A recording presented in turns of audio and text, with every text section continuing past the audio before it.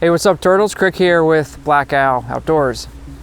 Recently we were tagged by Jack at Black Scout Survival to share ours or mine 3 survival items that we would carry with us if we only had the option to carry 3. Before I get into the physical survival items I chose, I think the most important survival item, sorry, I keep doing air quotes, is actually what's in here, what's in our mind. Because Jack said a lot of things in his video that I agree with, and one of the things he mentioned was situational dependency, or, you know, what specifically situation, environment am I going into that I'm trying to survive in or for. So I think the knowledge we have in our head, the skill set and our experience is always with us, and it's something you're not going to forget if you need to run out the door or you don't have time to grab.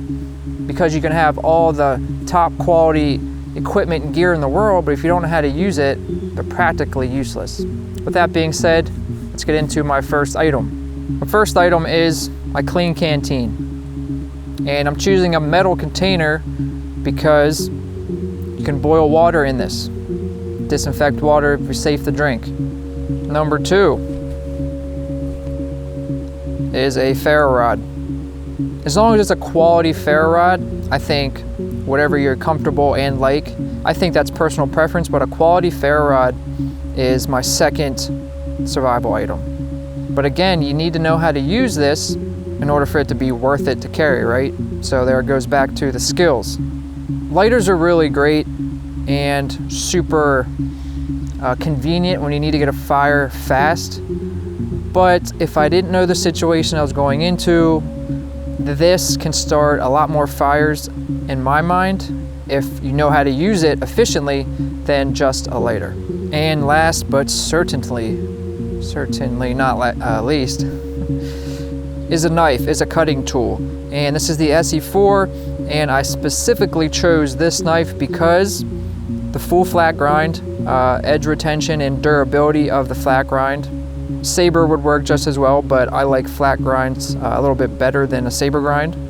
Full Tang knife, of course.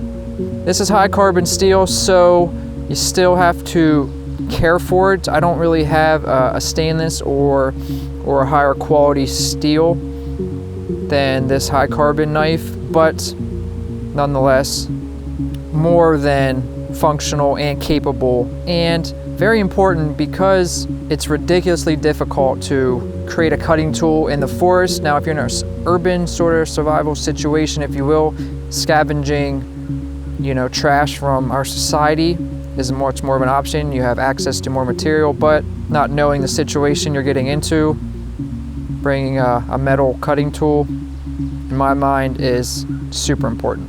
One little feature on this knife that's important to go along with the Ferro Rod is a sharpened spine. That way my knife can help me start fires. You can make a striker out of a lot of different things in the forest, but having this sharpened spine is very super useful again. So there's my 3 survival items that I chose, and I'm pretty sure it's the exact same, not the exact same, but the knife, the Ferro Rod, and a metal container are exactly what Jack chose. And I think a lot of other people probably chose this as well. Now, I'm not going to tag anyone specifically to continue this, but if you haven't participated in this, you know, sort of tagged video merry-go-round, if you want to, put a video up and let us know. I'd be interested to hear your thoughts as well. Another note, I am not a trained survivalist.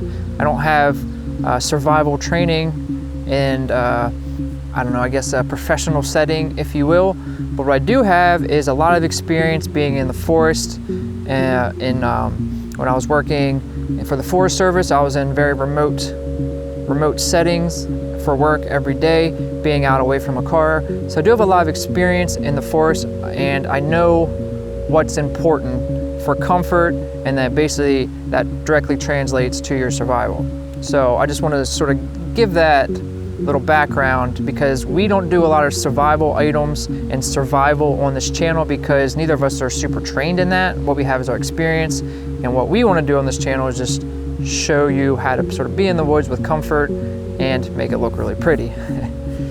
With that being said, if you like this video, give us a thumbs up. It really helps us, it really does. That's what YouTube wants to see from creators. They want to see a thumbs up.